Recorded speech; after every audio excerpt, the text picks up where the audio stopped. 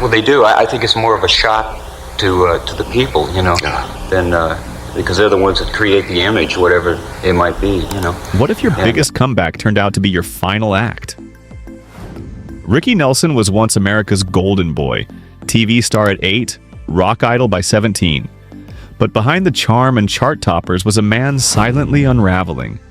Fame faded, family fractured, and then a vintage plane, a doomed flight, and a legacy buried under lawsuits and lost royalties.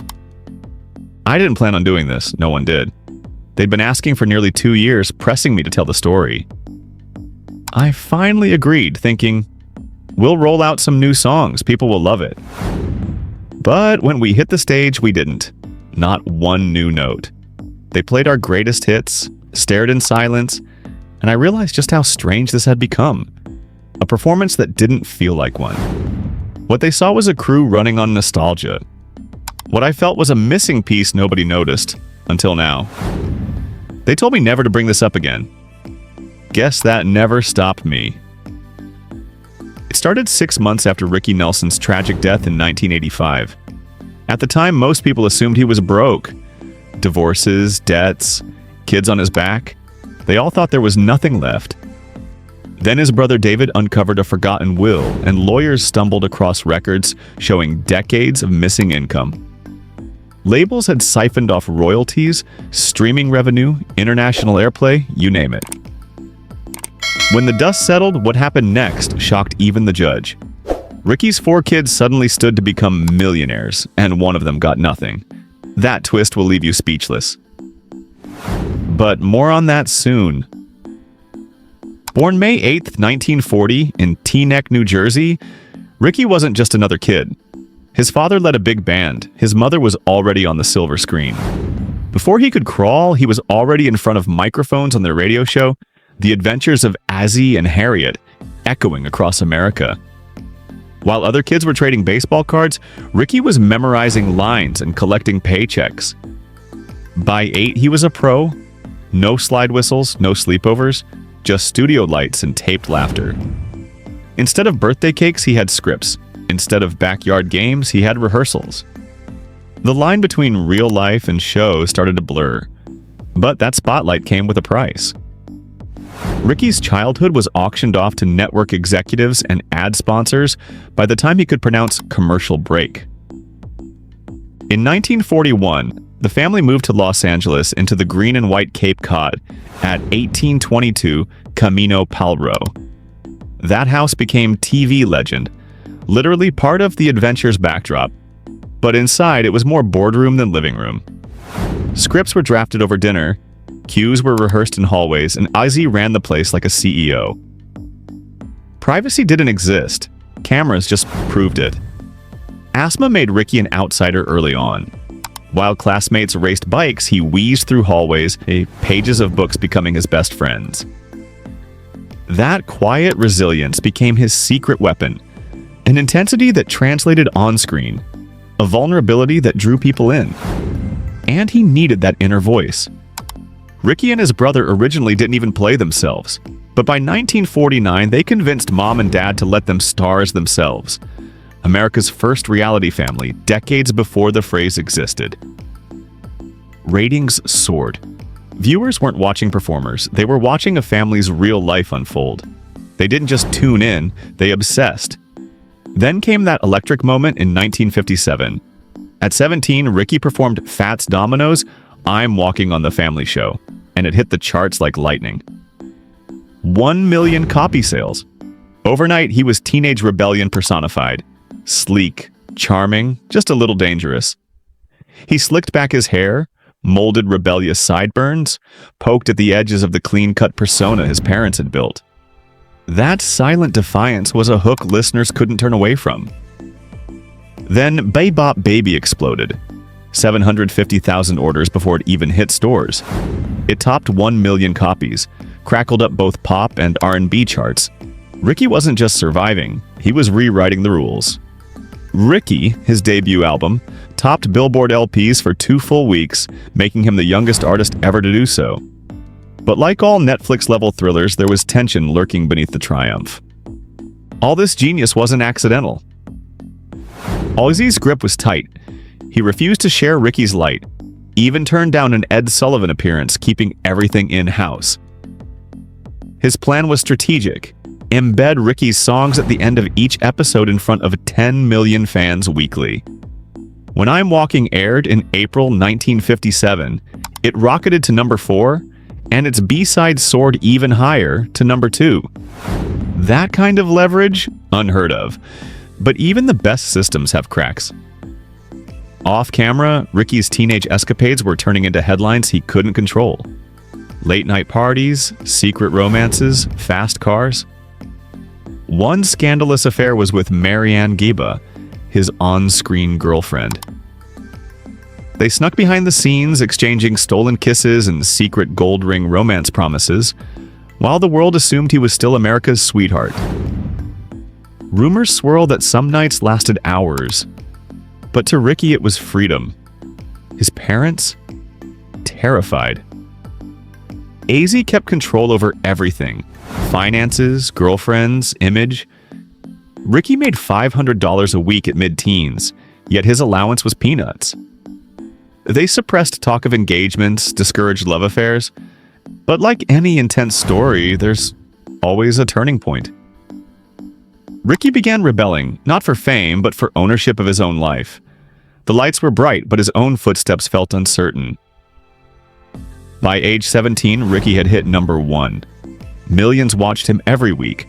The record labels circled like vultures, estimating profit in teenage hearts. But that wild heart, it was slipping. He wanted momentum, but also meaning. That tension pushed him to rebel in quiet and loud ways. A lyric here, a late-night show there, always testing the boundaries. And then came Poor Little Fool. But before we dive into what that meant for his career and how it led to personal reckoning, we need to circle back to the estate revelations that tied everything together. Here's where things shift. Decades after his passing, Ricky's children, his heirs, filed a lawsuit revealing that labels like Capitol and Sony had been underpaying foreign and streaming royalties for years. A $12.7 million settlement was reached in 2020, along with renegotiated royalty terms that boost future streaming revenue by 36%. That's a testament to how Ozzy's system worked across mediums, and how the fight for fair pay can echo long after you're gone. He was riding a wave of triumph when Poor Little Fool dropped in August 1958. And it didn't just ride it, it made history. That track became the first ever number 1. One on Billboard's freshly minted Hot 100, and guess what? It was penned by a 15-year-old wunderkind named Sharon Sheely. Ricky didn't even want to release it, but Imperial overruled him. And suddenly, he was the face of an era. That moment was his, forever. Think about that. The first ever Hot 100 champ, his name forever etched into music's DNA. But behind that triumph, the next moves were already shifting the game. Between 1957 and 1962, Ricky dropped 20 top 40 hits.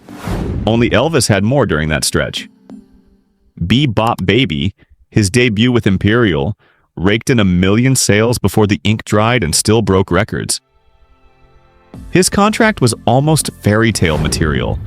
At just a teen, he scored a guarantee of $50,000 over 5 years, plus creative control over his music and visuals, the kind of deal labels barely dreamt of giving adults. Overlay that with non-stop exposure from TV to tours, fan club chapters exploding in numbers. By 1960, there were 9,000 Ricky Nelson International Fan Club branches worldwide. He was more than famous, he was an empire. But he wasn't just a singer. Hollywood came knocking too. In 1959, he starred alongside legends John Wayne and Dean Martin in Rio Bravo, scored a Golden Globe nod for Most Promising Newcomer, and started living like Hollywood royalty. Custom suits, sleek cars, backstage passes. People said his allowance in those years equated to $50,000 today. No one could have blamed him for splurging, but flashing lights often cast long, dark shadows. Then came Travelin' Man in 1961. Rejected by Sam Cooke, it became Ricky's choice. And choice rarely paid off this big. By April, it was #1, selling over 1 million copies. And its flip side, Hello Mary Lou, was another smash. 2 hits, 1 record, proof Ricky had a sixth sense for what would stick. But success isn't always kind. He bristled behind the scenes. Session players resisted his vision. "Kid, this isn't real music," one muttered. So Ricky dropped them, formed his own band with young musicians who believed in his sound. That means he turned from teen idol into a leader. Among them was James Burton, who'd later shape rock history. But even as control returned, the tides were shifting. Because in 1964, the Beatles landed in America, the Ed Sullivan appearance, the Top 5 takeover, everything changed. Elvis was struggling, and Ricky wasn't immune. His single For You that year barely nudged into the top 40. That British wave didn't just usher in new music, it rewrote popularity's rulebook. Ricky was a casualty, but deeper cuts were coming. Meanwhile, his personal life was in turmoil. On Christmas Day 1961, he'd met 16-year-old Chris Harmon, daughter of football star Tom Harmon, and actress Elise Knox, sister to future TV star Mark Harmon. At 21, he might have thought he found his match. Hollywood royalty, Disney perfect bio. But early fairy tales often hide darker undertones. They married April 20th, 1963, a shotgun wedding prompted by pregnancy, and Ricky agreed to raise their kids Catholic so her family would sign off. It wasn't romance, it was requirement. His father, AZ, saw a golden alliance, accepting Chris with open arms, unlike every other girlfriend. But dreams can come packaged as cages, and their lavish lifestyle came with no budget, no plan, but plenty of extras. Homes, exotic trips, designer fashion. Those high rollers need high paychecks. When career momentum faded in the 70s, their finances buckled.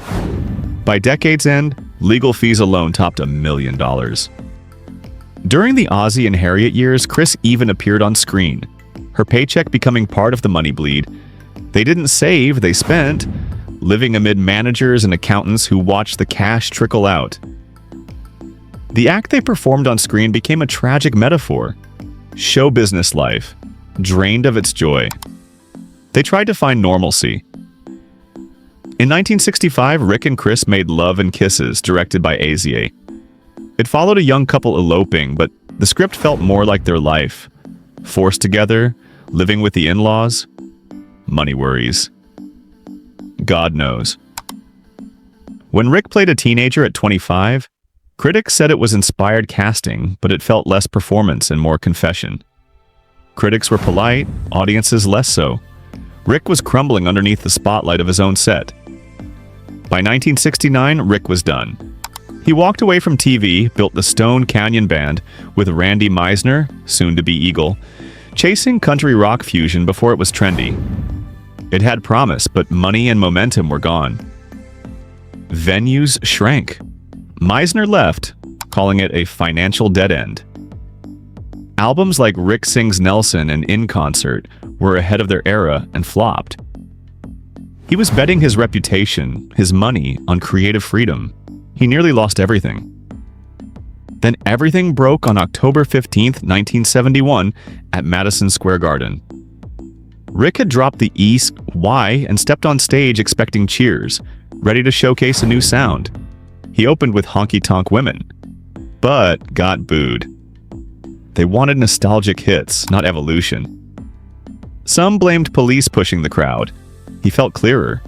He didn't fit their memory anymore. He left crushed, returned only after pleading. He rapped in oldies, the cheers came, but the damage was done. Something inside him shattered. That night became a turning point. Out of that fracture came Garden Party in 1972. Rick's anthem, a needle thrown at memory and critics. You can't please everyone, so you gotta please yourself. He wrote that from a raw place. That song wasn't just a comeback. It was confession, redemption, and rebellion all in one. Behind the scenes, the estate was already fighting for justice. In 2020, decision-makers filed a class action against Sony. The labels had been skimming from streaming revenues overseas. The suit claimed up to 68% of international money was being silently drained. The settlement?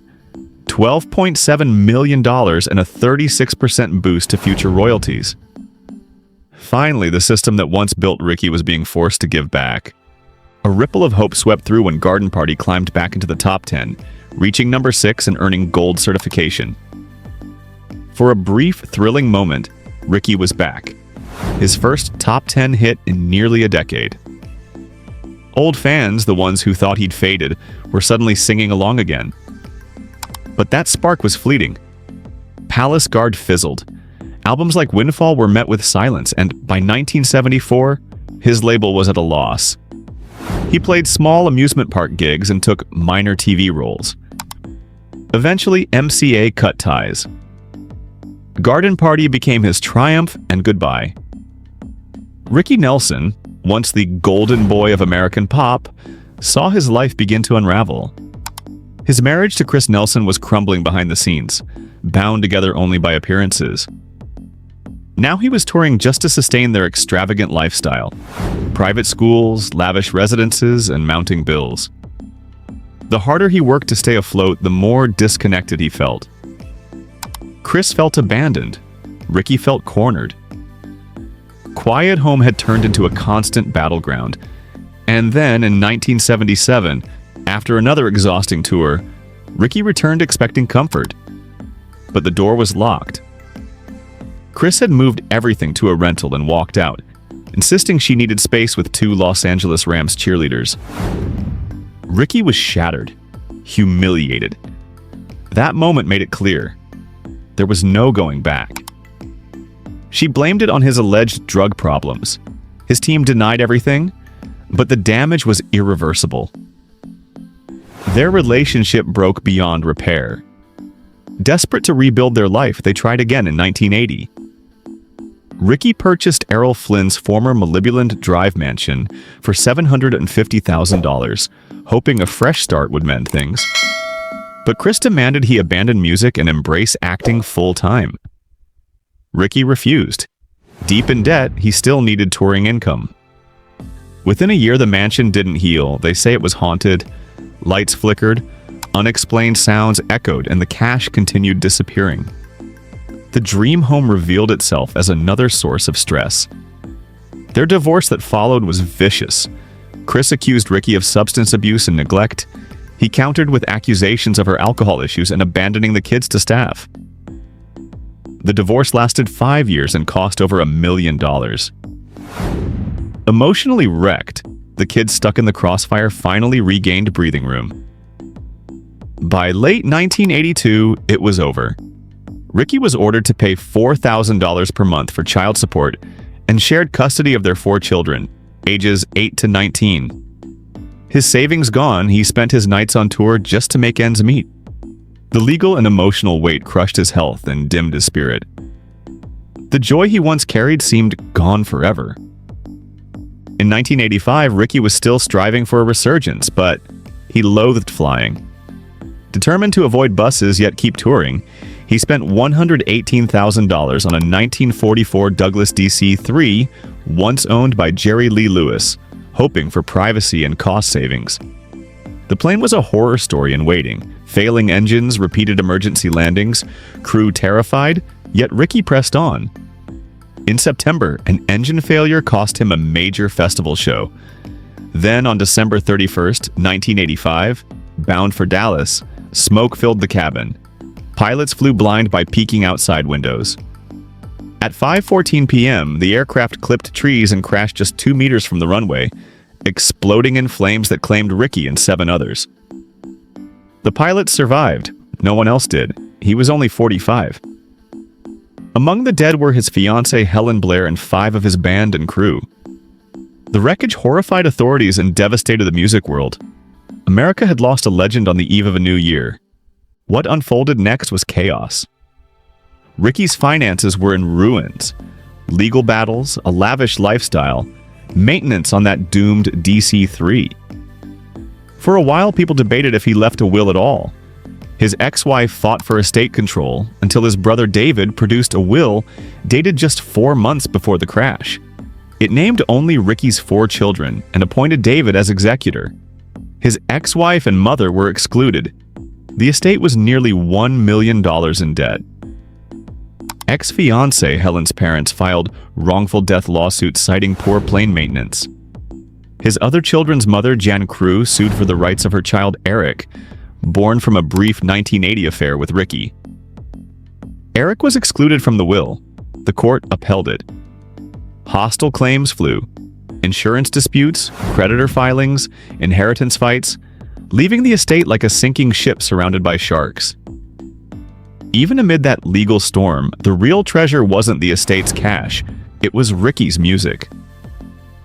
Digital streaming royalties built a fortune, buried under label accounting tricks. In 2011, his estate sued Capitol Records for $100 to $250 million over undisclosed digital earnings. Capitol had used breakage fees meant for physical media, to deduct digital sales while refusing full audit transparency. In 2014, they settled confidentially, promising openness moving forward. But the battle wasn't over. In 2020, his estate took on Sony over international streaming payouts. The company allegedly had been deducting intercompany fees, sometimes withholding up to 68% of royalties. The settlement was $12.7 million and a 36% royalty increase going forward.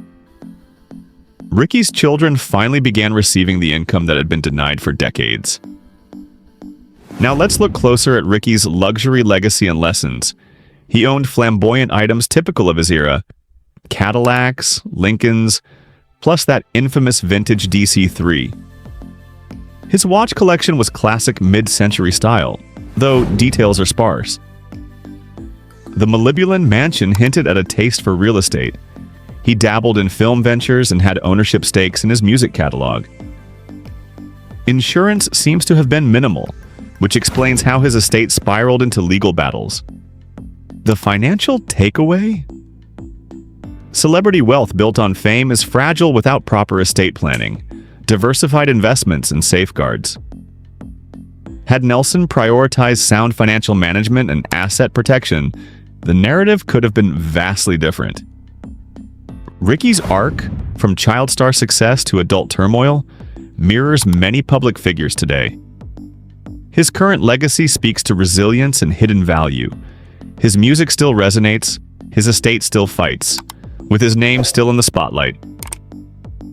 If this story moved you, let us know in the comments, and subscribe for more true Hollywood journeys that history nearly forgot.